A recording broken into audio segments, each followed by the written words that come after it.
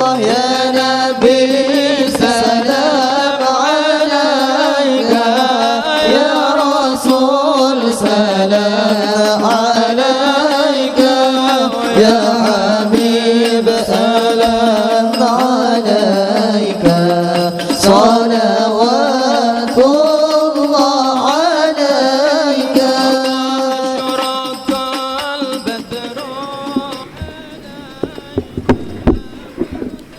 السلام عليكم ورحمة الله وبركاته.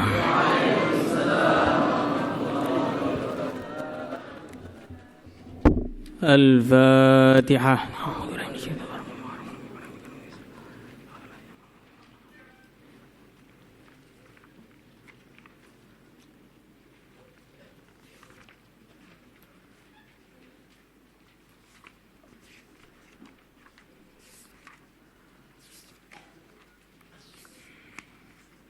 الفاتحة. الفاتحة.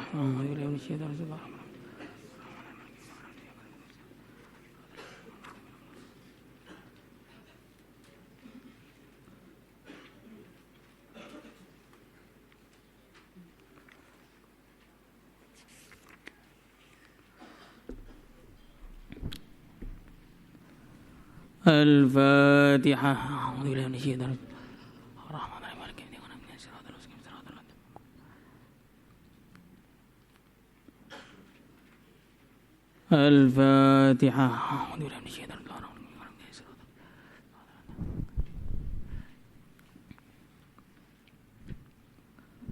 الفاتحة.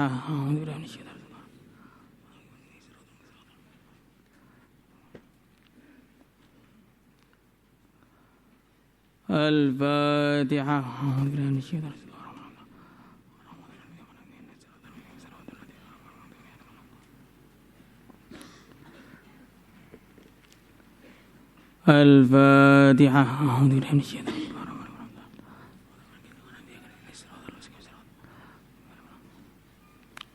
Hadis 1960.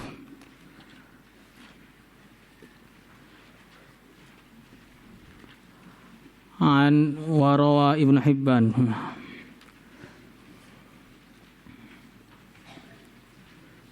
Cetakan ini sama ya? Sulit. Ini apa ini? Duh. Ya. 1960. Sudah ketemu? Rawa Ibnu Hibban.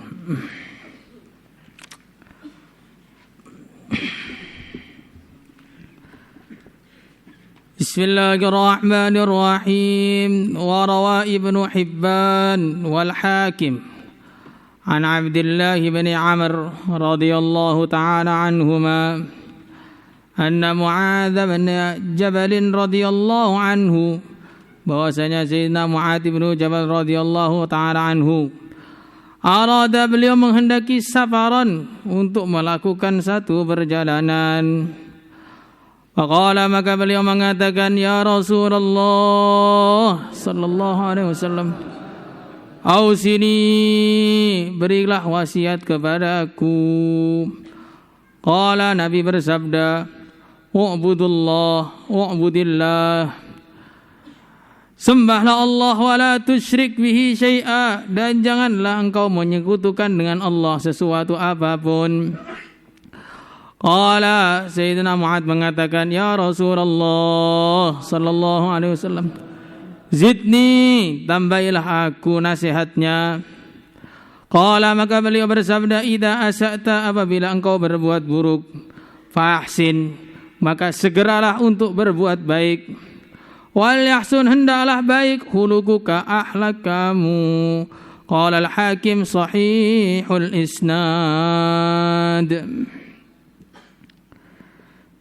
Ini dari hadis yang kita baca barusan, kita bisa mendapatkan beberapa pelajaran. Yang pertama, Sayyidina Mu'adz bin Jabal radhiyallahu taala anhu, ini termasuk muftinya sahabat.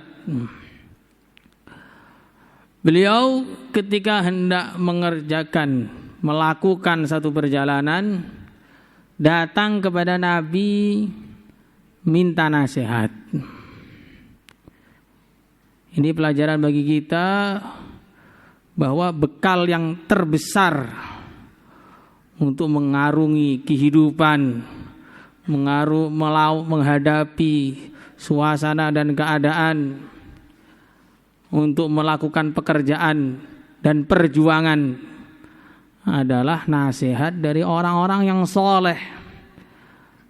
Dan waktu itu orang tersoleh adalah yang mulia baginda Muhammad sallallahu alaihi wasallam. Maka harusnya santri itu kalau sudah selesai 10 tahun mau pulang itu minta nasihat terlebih dahulu. Jangan tiba-tiba hilang tanpa jejak, muntaber, mundur teratur tanpa berita. Makanya karena orang-orang yang pulang menghilang itu, dia tidak tahu apa yang akan dihadapi dari kehidupan di dunia ini. Sehingga dengan mudahnya dia pulang tanpa mempunyai bekal berupa nasihat sama sekali. Kalau yang masih di sini, itu juga harus usaha mendapatkan nasihat dari gurunya itu sebanyak-banyaknya. Dengan cara hadir terus di kelas, tidak datang terlambat.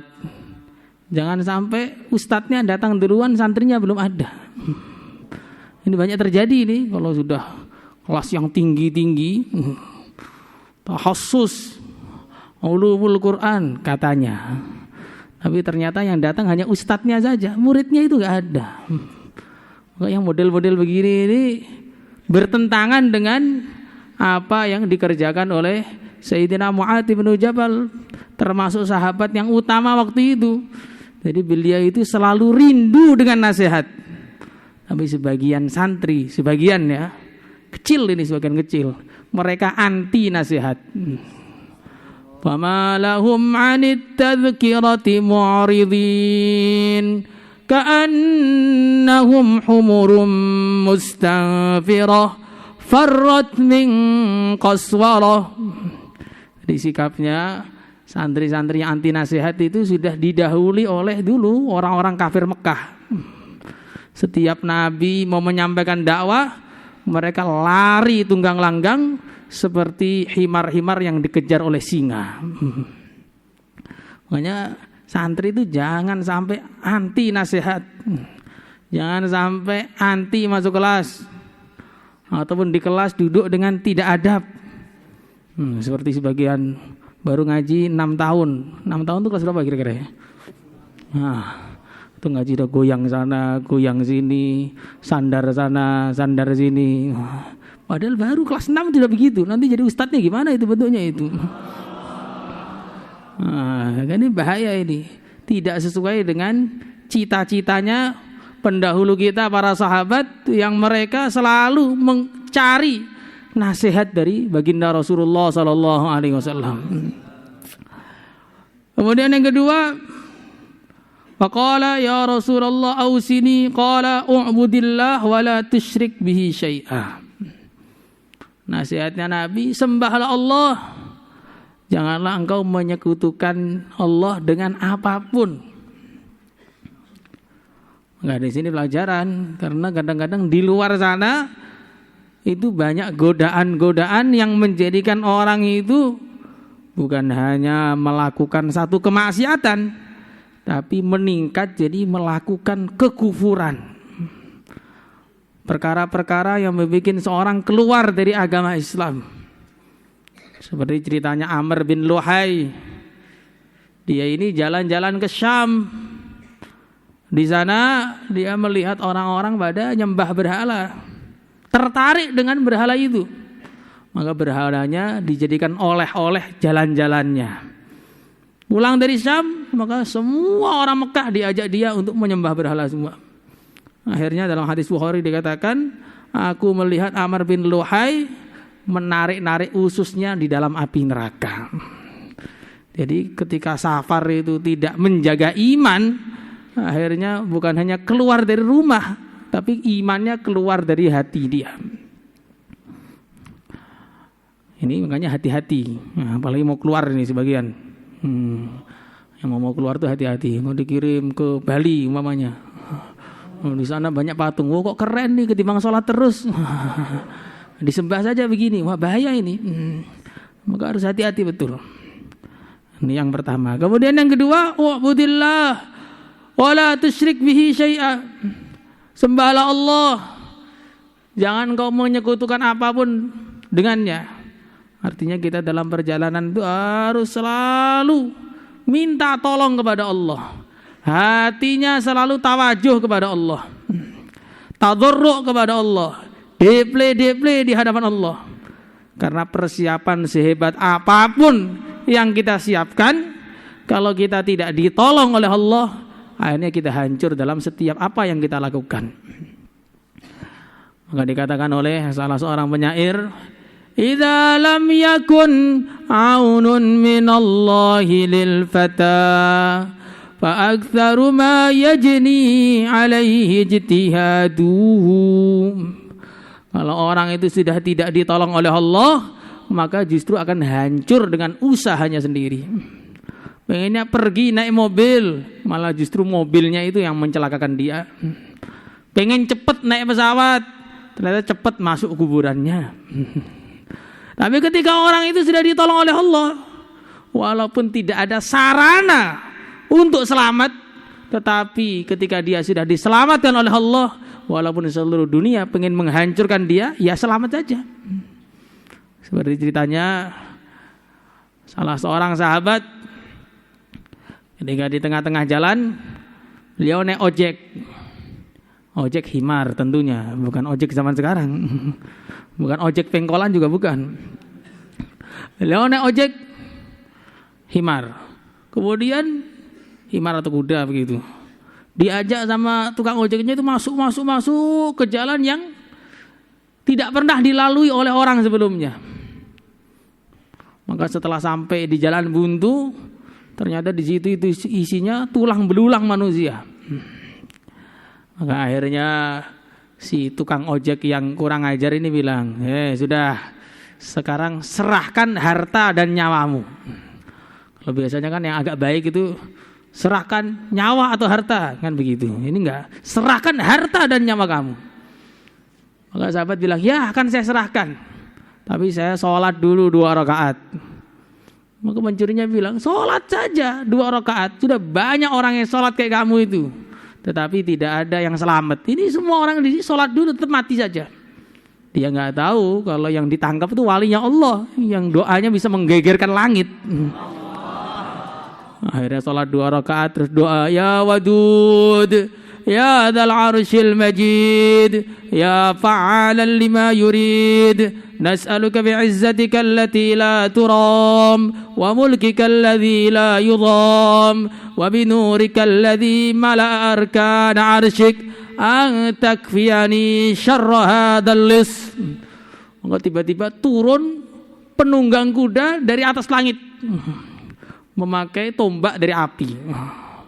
Langsung di tombak itu pencurinya itu hancur langsung seketika. Maka sahabat tanya kepada penunggang kuda ini, Tuhan ini siapa? Saya ini malaikat dari langit keempat. Loh kok turun ke sini kenapa? Nah, jadi dengar doa kamu itu langit tuh goncang. Maka akhirnya saya minta izin kepada Allah untuk menolong kamu. Akhirnya saya langsung datang ke sini dan tidak akan ketinggalan. Kalau bantuan-bantuan dari kita telepon, saya telepon dulu begini-begini, orangnya sudah mati kelaparan belum datang-datang bantuannya. Kalau bantuan dari malaikat di langit sana, langsung sampai. Kemudian malaikat tadi mengatakan, saya diberi tugas oleh Allah untuk menyampaikan siapa yang baca doa ini dalam keadaan kepepet atau tidak kepepet, maka semua doa-doanya akan diijabahi oleh Allah. Ini ada dalam ayat sahabat. Maka artinya kalau kita ini dalam safar kita ditolong oleh Allah, bukan hanya dalam safar, dalam segala urusan kita ditolong oleh Allah, maka semua urusan jadi beres. Tapi kalau sudah tidak ditolong oleh Allah, tidak ada masalah pun jadi masalah. Kalau sudah tidak ditolong oleh Allah, bahkan perkara yang kelihatannya bermanfaat pun jadi madharat. Makan itu aslinya bermanfaat, tapi berapa banyak santri yang sakit karena kebanyakan makan. Tidur itu aslinya bermanfaat, menjadikan seger, kuat ngaji. Tapi banyak santri itu yang tidur terus, tetap saja nggak seger-seger. Malam istighosah nggak ikut, tahfidz juga tidur, qailullah juga tidur, diniyah siang di masjid sini nih juga tidur juga. Sebelum mulai itu tidur semua itu. Itu namanya tidur yang tidak dibarokahi oleh Allah. Nah, nggak adab-adab, tidurnya nggak adab-adab. Karena sebagian santri menganggap tidur itu adab-adabnya cukup pakai alas. Nggak tahu itu adab-adab ala mana, nggak tahu. Qala ya Rasulullah sallallahu alaihi wasallam, zidni, tambahilah aku. Qala, Nabi bersabda, idza asa'ta fahsin. Kalau engkau berbuat buruk, maka segeralah berbuat baik. Jadi manusia itu tempatnya lupa dan lalai. Tempatnya berbuat salah. Maka kadang-kadang iblis itu ketika kita salah, mendatangi kita, membisiki kita, bilang, sudahlah, kamu itu sudah banyak salahnya, gak ada gunanya kamu berbuat baik itu. Mau ngapalin Quran juga gak hafal-hafal, mau kubro gagal terus, mau naik kelas, aslinya dulu kakak kelasnya, sekarang jadi adik kelasnya. Kan banyak juga yang seperti, sudahlah, gak usah kamu mondok, makomi saja, apalagi umur sudah tua. Karena ada juga kan santri-santri itu umurnya tua, atau mukanya tua minimal. Memang itu semua akan tua pada waktunya, tetapi ada yang tua belum pada waktunya. Nah, itu yang repot. Akhirnya setan itu datangi kita terus menerus gitu. Sudahlah, kamu itu terlanjur basah, lebih baik nyemplung sekalian. Loh, kalau terlanjur basah itu dikeringkan, bukan nyemplung. Kalau tenggelam mati jadinya.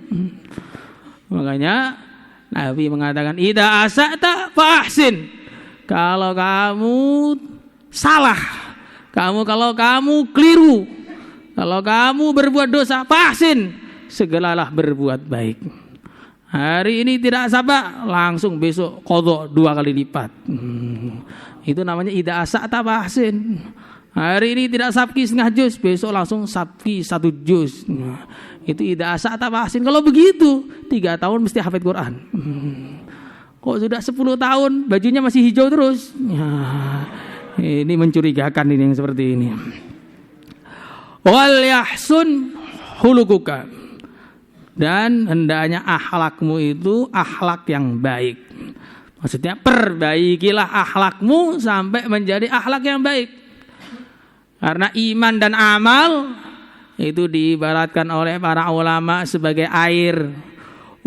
Sedangkan akhlak itu diibaratkan sebagai wadah. Walaupun airnya sejernih apa, tapi kalau wadahnya kotor, ya airnya akan kotor.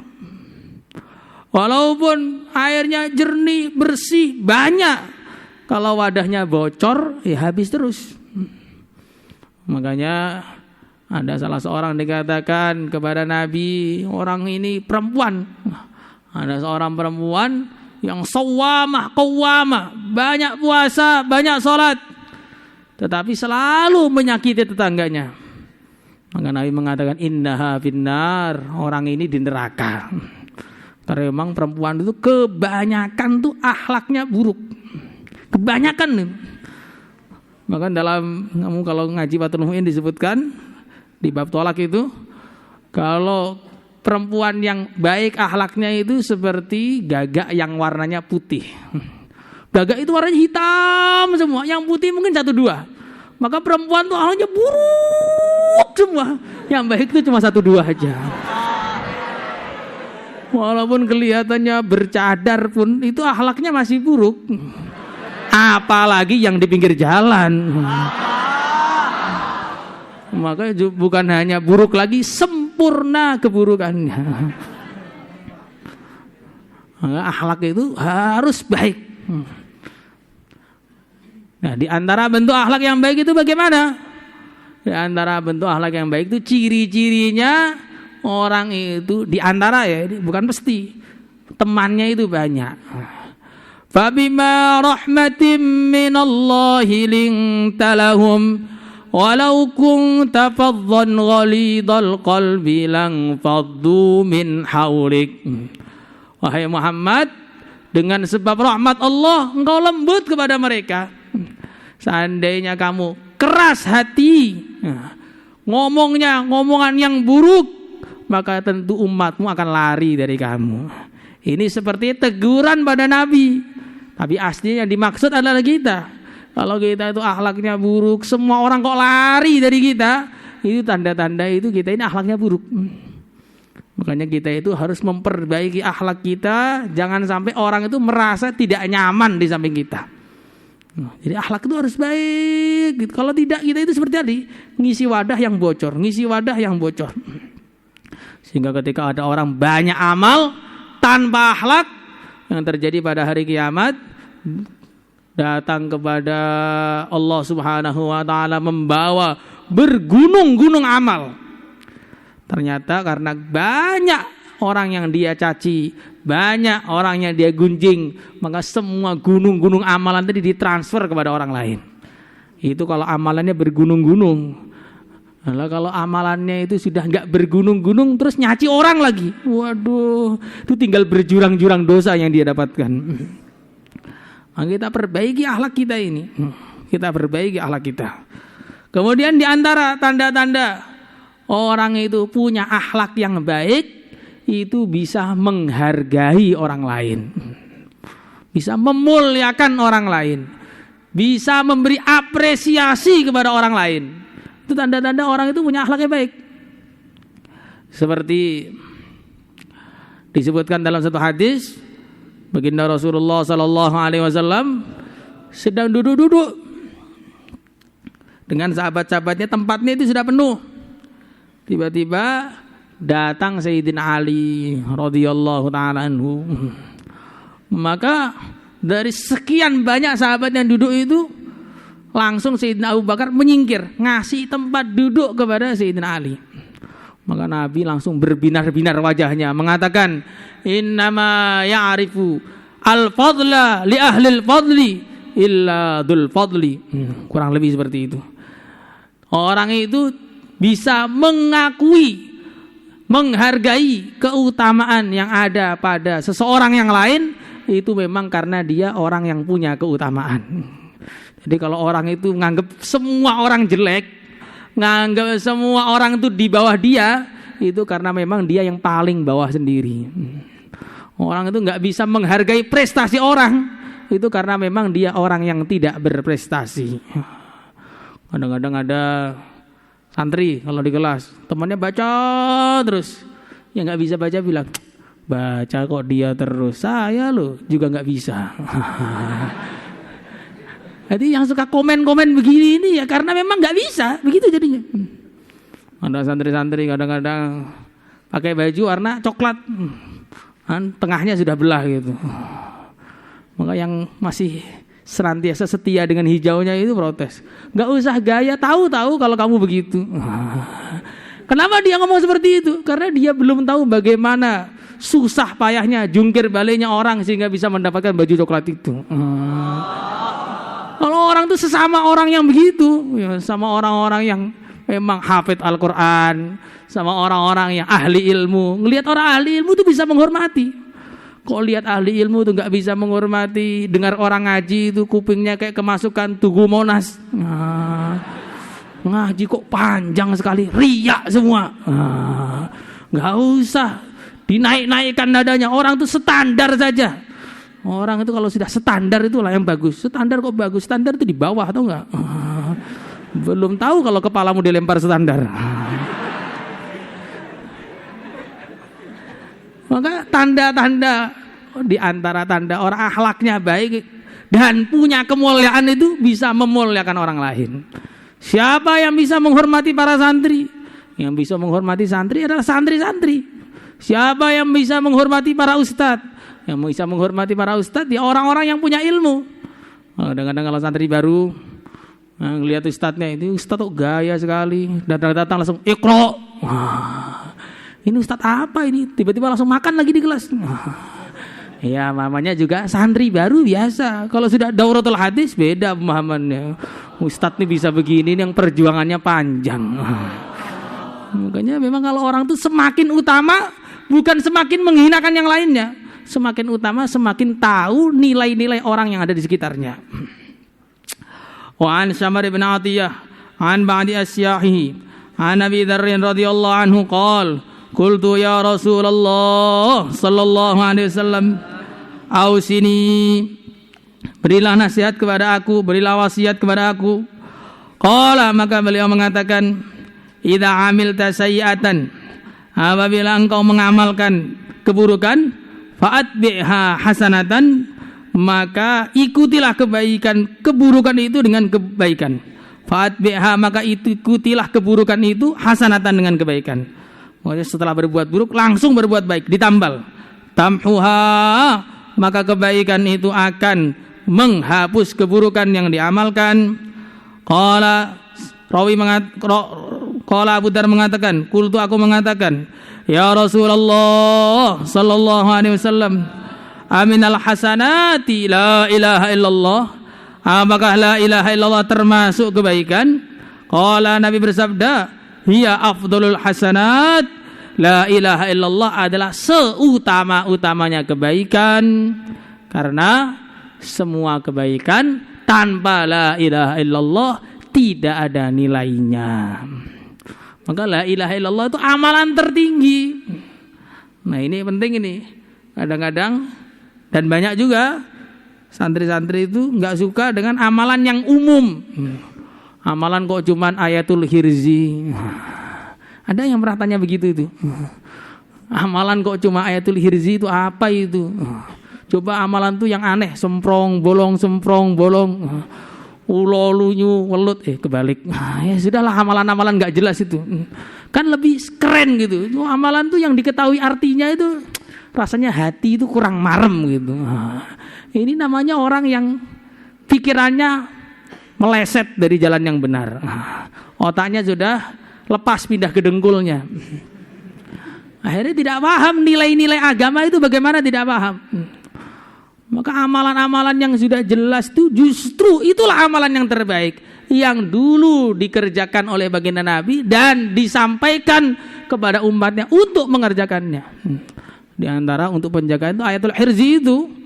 Maka Nabi mengatakan, siapa yang baca ayatul hirz, maka Allah Subhanahu wa taala akan ngirim 70.000 malaikat untuk mendoakan dia dari pagi dan sore. Kalau dia mati hari itu, maka dia akan mati dalam keadaan semua dosa-dosanya diampuni dan dapat derajat mati syahid. Maka ayatul hirzi itu penting. Itu maksudnya di antara salah satu dari fadilah, kalau dibaca lengkap, kita baca gitu semua, dapat fadilah seperti itu. Maka baca ayatul hirzi itu penting. Jangan kalau dipaksa baru baca, dijaulahi baru baca, itu tanda-tanda orang itu nggak pengen selamat, bahkan nggak pengen dapat pahala. Maka amalan tuh yang jelas-jelas saja, nggak usah suka amalan yang aneh-aneh. Siapa yang suka yang aneh-aneh, memang dialah orang paling aneh. Itu kaidah baru nomor 43. Salatullah